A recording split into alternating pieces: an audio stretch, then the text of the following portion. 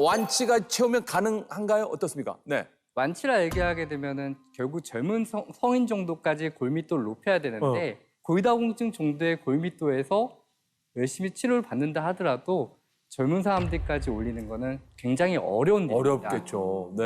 근데 그럼에도 불구하고 이런 치료와 관리가 필요한 이유는 고위다공증 내에서도 더 악화될 수도 있거든요. 그렇죠, 그렇죠. 그런 어떤 추가적인 악화를 막기도 하고 우리가 최종적으로 골절을 발생시키는 걸 예방해야 되죠. 그래서 고위다공증이 아닌 여러 일반인들 같은 경우도 고위다공증 전 단계부터 이에 대한 관리와 예방이 필요한 이유입니다. 진짜 예방이 필요하네. 선생님, 저 또 궁금한 게 이건 정말 궁금해요. 저희 엄마가 이제 골다공증이 있으니까 얼핏 제가 듣기로는 골다공증도 유전이 된다. 아이, 그건 유전 안 된다. 이런 의견들이 궁금한데. 아, 진짜 이거 궁금하다. 선생님, 정말 정확히 말씀해 주세요. 이거 될 것 같아. 아니, 이건 될 것 같아. 나 얘기할게. 안 되면 그 집안은 뼈대가 굵고 이런 일. 맞아, 있어. 뼈대가 굵은 맞아. 거 유전되잖아요. 아니 근데 진짜 그 뼈가 굵은 집안이 있어요. 네, 맞습니다. 고위다공증은 유전과 관련성이 있습니다. 유전돼요? 그렇죠? 되죠? 100%는 아니죠. 오. 보통 이제 통계상 50에서 80% 정도는 유전적 영향이 있다고 봅니다. 높다.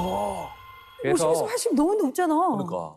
그래서 고위다공증 있으신 분들의 자제분들은 좀 더 젊은 나이에 골밀도를 챙기고 필요시에 검사하는 거를 권해드립니다. 나 이거 체크해봐야 조심해야 돼. 되겠다. 완전 높아. 일형 후보에다가 유전이 있지. 그러니까. 엄청. 저 검사 좀 하고.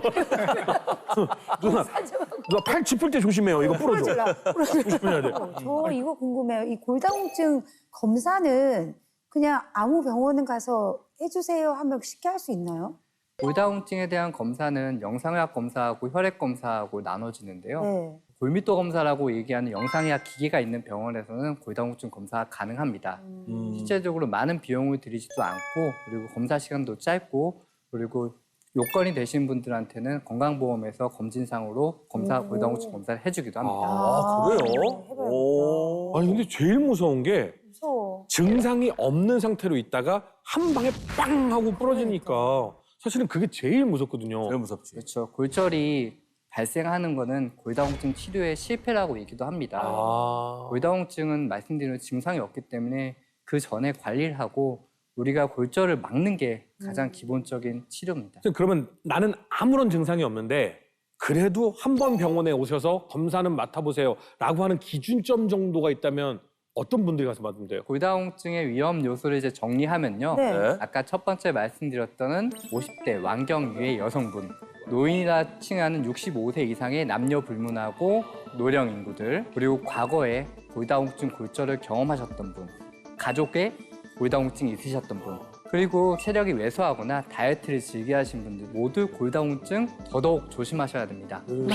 다이어트. 나야, 다 나라고. 다이어트 됐어요, 한참. 아, 됐죠. 누나 65세 되면은 흐물거리겠는데?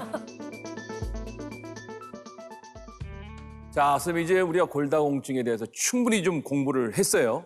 그러면 희망찬 이야기도 해주셔야 되지 않겠습니까? 맞아요, 선생님. 자, 해주세요. 골다공증 예방법 있습니까?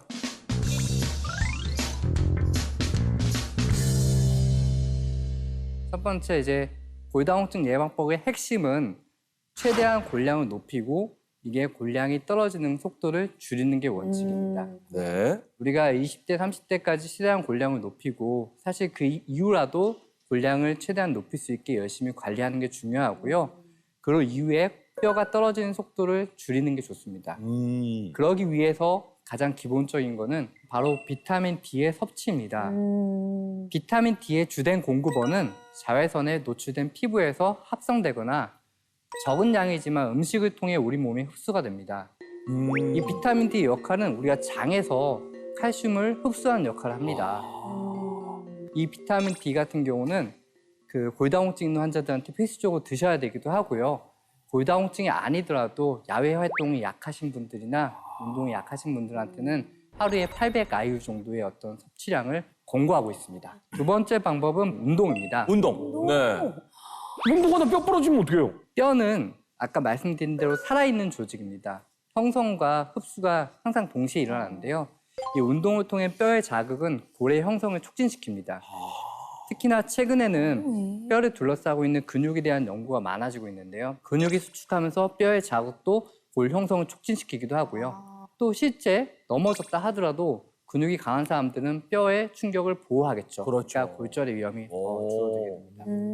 에어백이 돼주는 거네요. 선생님 그 운동 그럼 저희가 그냥 흔히 그냥 많이 하는 뭐 스쿼트라든지 뭐 그런 운동들 있잖아요. 네. 그런 것도 도움이 되는 건가요? 네, 맞습니다. 일단은 가벼운 계단 오르기나 빨리 걷기 그리고 등산 같은 거를 권하고요. 이후에는 근력 운동 같은 거 네네네. 하시는 게 점차적으로 더 좋고 무엇보다 중요한 거는 일회성이 아니라 지속적으로, 꾸준히. 반복적으로, 꾸준히 어려워. 습관성으로 하시는 걸 권해드립니다. 다만 너무 고령의 환자들 같은 경우는 가끔 관절염이 있어서 야외 활동이 힘들기도 하고 네. 근력이 약화돼서 야외에 나가는 걸 꺼려하시는 분도 있습니다. 이런 분들 같은 경우는 집안의 턱을 낮추고요. 그리고 미끄러운 환경은 없애고 그다음에 부딪혀서 골절될 수 있는 가구 같은 걸 좀 줄이시는 게 좋습니다.